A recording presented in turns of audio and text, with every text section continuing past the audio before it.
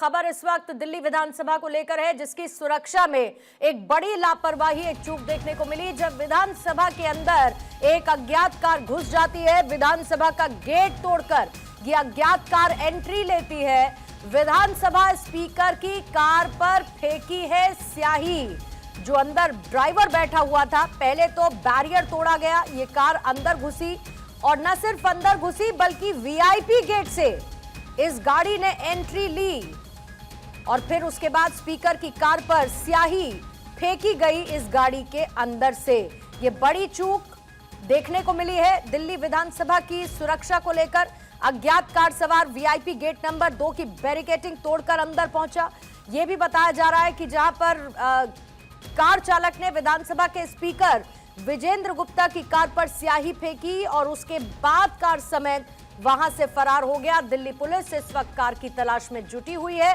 VIP entry gate से अंदर घुसने के साथ ही एक बड़ा मामला विधानसभा में चूक के तौर पर सामने आया है। गेट नंबर 2 की बैरिकेडिंग तोड़ते हुए वीआईपी गेट से ये कार अंदर घुसी और फिर उसके बाद स्याही फेंककर, स्पीकर के कार पर स्याही फेंककर ये वहां से बाहर निकल गई।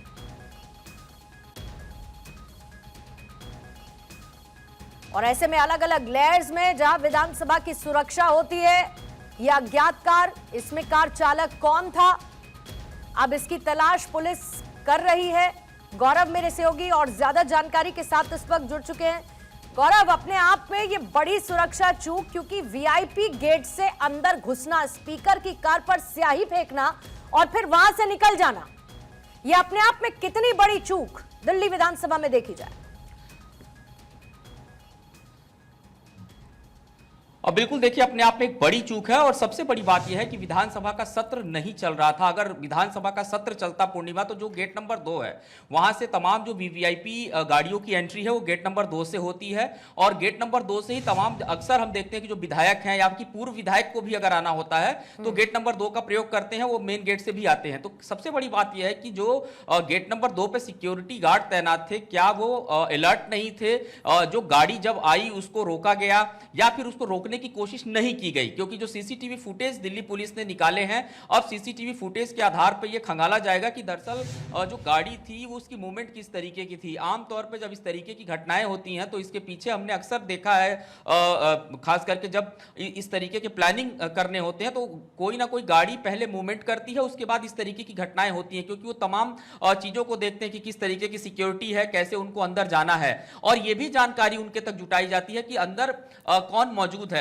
तो इस वक्त क्योंकि सत्र नहीं चल रहा है, लेकिन विधानसभा की अगर हम बात करें तो विधानसभा में तमाम जो अधिकारी हैं, खास करके विधानसभा के, वो मौजूद रहते हैं। और खुद अगर हम विधानसभा के स्पीकर की बात करें, उनकी जो गाड़ी है वो अंदर, जो पार्किंग का एरिया जहां से वो अंदर जाते हैं अपनी गाड़ी को पार्क करने के बाद से, वो गाड़ी विधानसभा परिसर में मौजूद थी जिस पर स्याही फेंका गया है।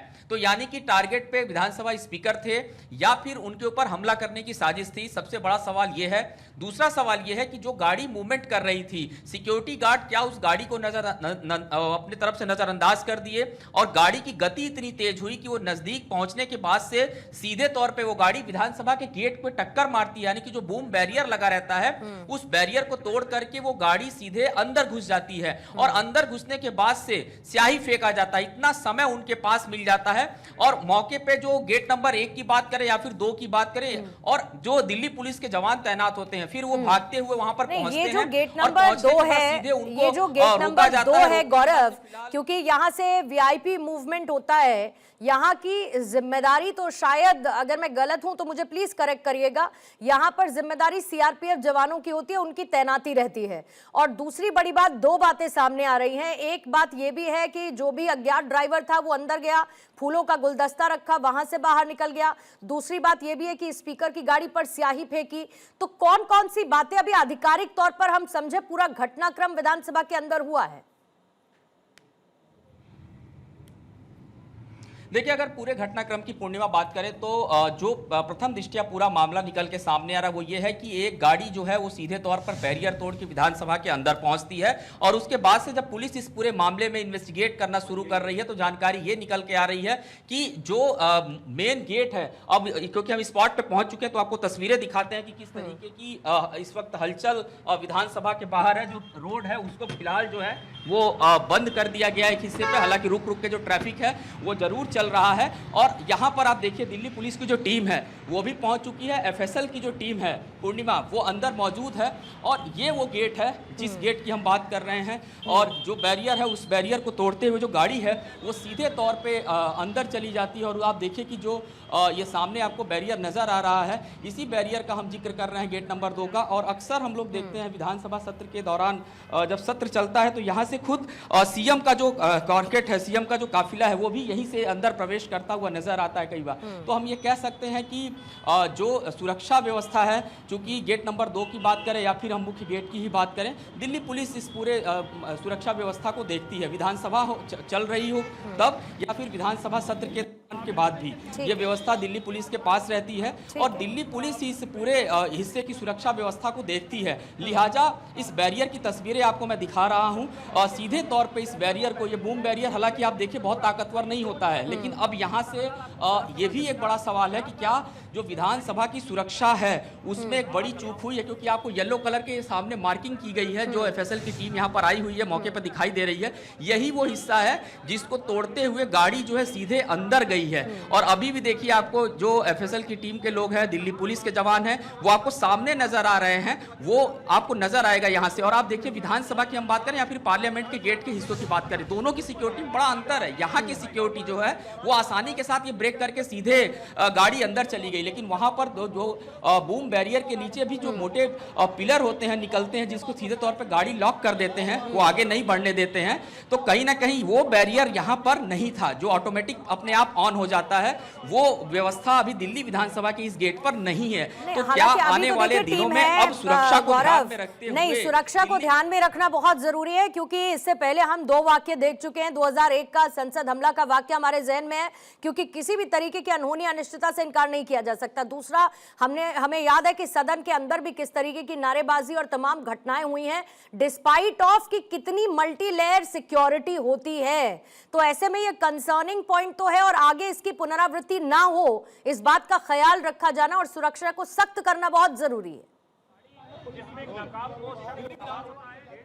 बिल्कुल बिल्कुल, इसको सख्त करना बहुत जरूरी है। और आप देखिए कि जो एफएसएल की टीम इस वक्त है, जो तस्वीरें हम भारत 24 पे आपको दिखा रहे हैं, दरअसल पूर्णिमा यहाँ भी यही चीज जो है जांचने परखने की कोशिश एफएसएल की टीम और दिल्ली पुलिस की तरफ से भी की जा रही है कि जो गाड़ी की गति थी वो कितनी रही होगी। स्किड करते हुए गाड़ी आगे बढ़ी है और आगे बढ़ते ही उस बैरियर को गाड़ी ने तोड़ दिया है। यानी बहुत साफ है कि उनको काफी समय मिला था इस गेट से अंदर जाने के लिए।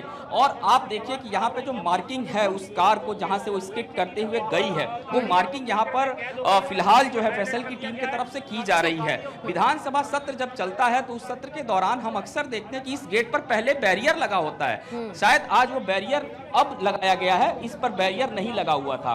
और एक बैरियर को क्रॉस करने के बाद दूसरा जो बैरियर है जहां से गाड़ी अंदर गई है, वहां भी 2 पुलिसकर्मी तैनात होते हैं और वो दिल्ली पुलिस के स्पेशल पुलिसकर्मी होते हैं। सत्र के दौरान गाड़ी नंबर अगर उनके पास होता है, अंदर से उनको अनुमति मिलती है, तभी इस गेट नंबर 2 से गाड़ी अंदर जाती है। लेकिन उसके ठीक पहले इस तरीके की गाड़ी अंदर जाती है, बिना अनुमति की गाड़ी अंदर पहुंच गई, तो अपने आप में बड़ा सवाल यह कि क्या जो मौके पे सुरक्षा कर्मी तैनात थे वो बिल्कुल लूज पोजीशन में खड़े थे, उनको ये अंदाजा नहीं था कि ये गाड़ी सीधे तौर पे अंदर प्रवेश कर जाएगी। पहली बात। दूसरी बात यह कि क्या आज बैरियर यहाँ पे नहीं की गई थी, क्योंकि जो बैरियर की बात मैं कर रहा हूँ विधानसभा सत्र के दौरान यहाँ बैरियर देखने को मिलता है। हम मीडिया कर्मी भी अगर यहाँ आते हैं तो हमें यहाँ से प्रवेश नहीं करने दिया जाता, क्योंकि हमारे पास हो या फिर अंदर से मैसेज हो, वो मुख्य गेट से हमारी एंट्री वहां से होती है। लेकिन ये जो गेट है अक्सर हम देखते हैं कि यहाँ से दिल्ली की मुख्यमंत्री जो है वो गुजरती हैं, दिल्ली के मंत्री जो है वो यहाँ से प्रवेश करते हैं। और हाल ही में विधानसभा विधानसभा में एक बहुत बड़ा कार्यक्रम इसीलिए अभी यहाँ चला की था पिछले सुरक्षा, महीने में। यहाँ की सिक्योरिटी हर मायने में अभेद्य होनी चाहिए, लेकिन यह घटनाक्रम देखने को मिला है। आरोपी मौके से फरार है। यूपी नंबर की प्लेट थी उस गाड़ी की, ऐसा बताया जा रहा है। इस मामले में आगे एफएसएल की टीम मौजूद है, तफ्तीश की जा रही है और जाहिर है कि ऐसे में पता भी लगाया जा रहा है कि कौन था वो अज्ञात ड्राइवर जो इस तरीके से गेट तोड़कर, बैरिकेडिंग तोड़कर दिल्ली विधानसभा में प्रवेश जिसने किया और स्पीकर की गाड़ी पर स्याही भी फेंकी है। इस पर आप गौरव नजर बनाए रखिएगा। आगे जानकारी के लिए मैं आपके पास लौटूंगी।